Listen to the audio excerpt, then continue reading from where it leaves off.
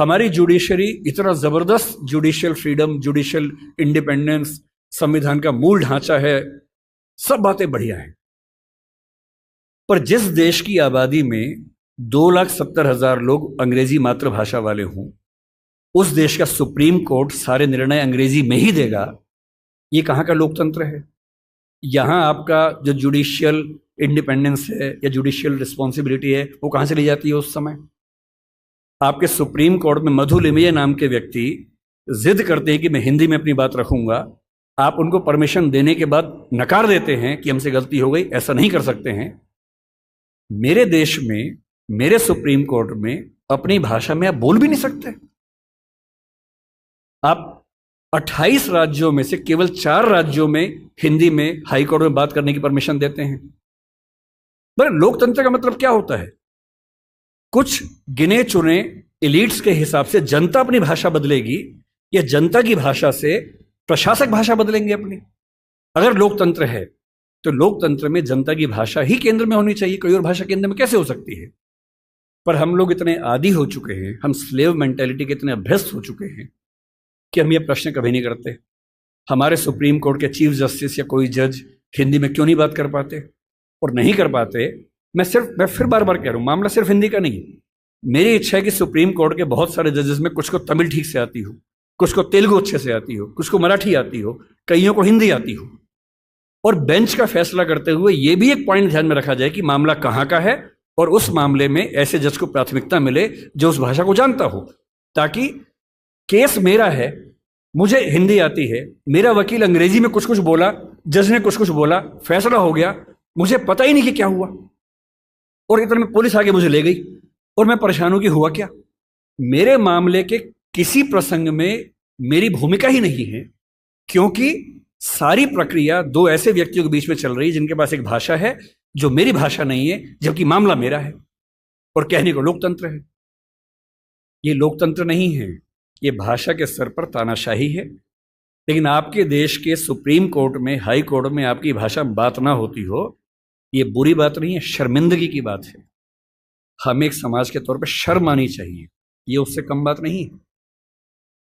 मैंने दुनिया के जितने देश देखे, मैंने किसी देश में मातृभाषा की उतनी बुरी गत नहीं देखी जितनी अपने देश में देखी है। मेरे कुछ परिचित डॉक्टर बनने के लिए रशिया गए पढ़ने के लिए, यूक्रेन गए पढ़ने के लिए। तो मैंने उनसे पूछा, मैंने कहा कैसे पढ़ते हो भाई, वहां कौन सी भाषा में पढ़ाते हैं? अंग्रेजी पढ़ाते हैं? बोले नहीं, रशियन में पढ़ाते हैं मेडिकल साइंस। यूक्रेन में यूक्रेन की भाषा में पढ़ाते हैं रशियन, मतलब मेडिकल साइंस। लगभग हर देश में वैसा हाल है। तो मैंने उनसे पूछा कि फिर आप कैसे पढ़ते हैं, आपको तो भाषा नहीं आती है? तो बोले नहीं, वहां का निश्चित सा नियम है कि पहले साल में हमें वो भाषा सीखनी होती है, फिर अगले 4 साल में उस भाषा में मेडिकल साइंस सीखना होता है। तो मैंने कहा इससे अच्छा वो अंग्रेजी में सिखा दें, आपको अंग्रेजी आती है। बोले नहीं, वहां तो ऐसी बात करने से भी नाराज हो जाते हैं, अपनी भाषा को लेकर बहुत सम्मान करते हैं वो लोग। वहां पढ़ाई की भाषा वही है जो उनके समाज की भाषा है। आपको आश्चर्य होगा, मैं फिर कह रहा हूं, मैं तथ्यों की बात करूंगा, रिसर्च की बात करूंगा, भावनाओं की बात नहीं करूंगा। दुनिया में स्थापित सिद्धांत है, यूनेस्को पीछे पड़ा हुआ है इस चीज के लिए। दुनिया में स्थापित सिद्धांत है कि कोई भी बच्चा दुनिया का जितनी आसानी से अपनी भाषा में सीख सकता है, दूसरी भाषा में सीख ही नहीं सकता। उसे अपनी भाषा में सीखना था कि 0 क्या होता है, संख्या क्या होती है, 1 क्या होता है। उसे अपनी भाषा में सीखना था कि सरकार क्या होती है, दुनिया क्या होती है, चलती कैसे है। उसे सीखना पड़ रहा है कि पहले यह समझो कि दुनिया नहीं वर्ल्ड होता है। अब उसकी आधी से ज्यादा ऊर्जा वर्ल्ड पे अटकी हुई है और बाकी बची खुची ऊर्जा से वो समझ रहा है कि वर्ल्ड होता क्या है। उसकी आधी ऊर्जा लगी नंबर, शब्द याद करने में, ना कि यह समझने में कि संख्या क्या होती है, नंबर क्या होता है। एक अजीब सी साजिश दुनिया भर में चल रही है कि दुनिया के हर बच्चे को उसकी मातृभाषा से बचपन में ही वंचित कर दो। उसे एक ऐसी भाषा में सिखाओ जहां उसके लिए वो भाषा सीखना अपने आप में चैलेंज हो। और इसलिए आप देखेंगे कि अगर ज्ञान की दुनिया में दुनिया भर की भाषाओं के आम आदमी शिरकत नहीं कर पा रहे हैं, गलती से भी ये मत सोचिएगा कि दिमाग वाले लोग बहुत कम होते हैं और वही आगे बढ़ते हैं। दिमाग वाले अधिकांश लोगों को बचपन में ही खत्म कर देने की साजिश दुनिया भर में चल रही है, और जो अपनी भाषा में पढ़ ही नहीं पाएगा वो कैसे आगे बढ़ेगा, कैसे सीखेगा। मैंने 10वीं क्लास तक हिंदी माध्यम से पढ़ाई की है, उसके बाद अंग्रेजी सीखी है, ठीक से सीखी है। अंग्रेजी मुझे कहीं कोई समस्या नहीं आती है, इसमें क्या कोई परेशानी है। मैं आज भी अपनी भाषा में गीत सुनने में ज़्यादा खुश होता हूँ। मुझे फिल्म देखनी मैं हिंदी में पसंद करता हूँ, नाटक देखना हो हिंदी पसंद करता हूँ, मजाक करना हो हिंदी में पसंद करता हूँ, पढ़ना हो कोई ऐसा विषय जो हिंदी में नहीं है तो इंग्लिश में पढ़ता हूँ, इसमें क्या परेशानी है। संविधान सभा की डिबेट्स पढ़ के देखिए, 180 पेज की डिबेट है राजभाषा की, 180 पेज, 1-2 पेज का मामला नहीं है। संविधान सभा के वॉल्यूम 9 में ध्यान से पढ़िए, पेज नंबर लगभग 1130 से 1390 के आसपास का मामला है। 180 पेज की डिबेट है, उसमें खूब मुद्दे हैं, छोटी मोटी वोटिंग हो रही है के मामलों में। संविधान सभा का बेसिक उसूल था कि अंतिम रूप से वोटिंग नहीं करेंगे, सहमति से काम करेंगे। वोटिंग बीच बीच में होती रही। पहला विवाद यह था कि राजभाषा कौन सी हो, हिंदी हो कि अंग्रेजी हो या हिंदुस्तानी हो। अंग्रेजी पर तो बात थी नहीं, हिंदी या हिंदुस्तानी। महात्मा गांधी हिंदुस्तानी कहते थे पर 1949 में वो थे नहीं। उनका हिंदुस्तानी का मतलब था हिंदी उर्दू का मिक्सचर जो देवनागरी और फारसी में लिखी जा सके। दूसरा स्कूल ऑफ थॉट हिंदी की बात करता था। अंत में सहमति बनी हिंदी ही भारत की राजभाषा होगी, राजभाषा यानी सरकारी कामकाज की भाषा। दूसरा सवाल था कि लिपि कौन सी हो, देवनागरी हो, कुछ ने कहा कि देवनागरी और फारसी हो कि हिंदी को फारसी में भी लिख सके, कुछ ने कहा देवनागरी और रोमन हो, हिंदी को रोमन में जैसे व्हाट्सएप में लिखते हैं वैसे लिख सके।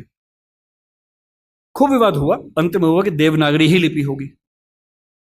तीसरा विवाद यह हुआ कि जो अंक हैं हिंदी वाले, जो 1 से 0 से 9 तक के अंक हैं, वो हम अंग्रेजी के ढांचे में लिखेंगे या हिंदी के ढांचे में लिखेंगे। इस पर मतभेद था सबसे ज्यादा, इस पर वोटिंग में बराबरी हुई थी। और अंत में वोटिंग से नहीं, संविधान सभा के बाहर की बातचीत में समझौता हुआ। मुंशी साहब थे, के एम मुंशी थे, आयंगर साहब थे, उनकी बातचीत में समझौता हुआ कि ठीक है अंतर्राष्ट्रीय अंक मान लेंगे।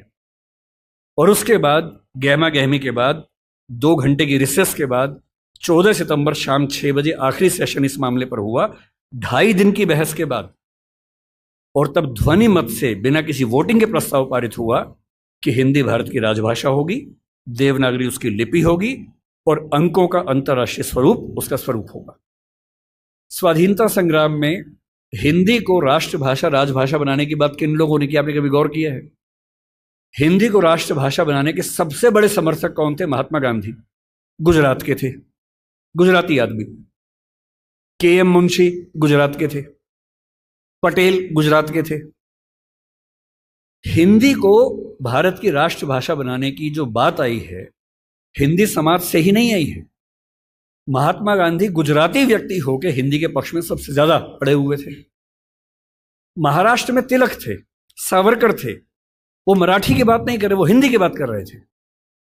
पंजाब में लाला लाजपत राय थे। आप बंगाल में जाएंगे, केशव चंद्र सेन से परंपरा शुरू होती है, सुभाष चंद्र बोस तक परंपरा जारी है, वो सब हिंदी की बात कर रहे हैं। पूरे भारत में, दक्षिण भारत तक में ये सहमति बन गई थी। महात्मा गांधी ने पूरी एक संस्था खड़ी की, दक्षिण भारत हिंदी प्रचार सभा। कितने साल तक काम करते रहे वहां पर, एक सहमति बनाई पूरे देश में, क्योंकि इतना बड़ा स्वाधीनता आंदोलन बिना एक भाषा के नहीं चल सकता। बेबीलोन की कथा बन जाती, बाबेल जैसी, कि सब लोग अलग भाषाएं बोलते हैं, लड़े कैसे अंग्रेजों से। इसलिए कांग्रेस ने 1915 के आसपास से ही भाषा पे काम करना शुरू किया और यह मान लिया कि जब तक अंग्रेजी में काम करेंगे वकीलों का आंदोलन रहेगा, जनता का नहीं बनेगा। वो वकीलों का आंदोलन जनता का आंदोलन तब बना जब लोक भाषाओं में लड़ा गया, और लोक भाषाओं में सबसे बड़ी भूमिका हिंदी की रही।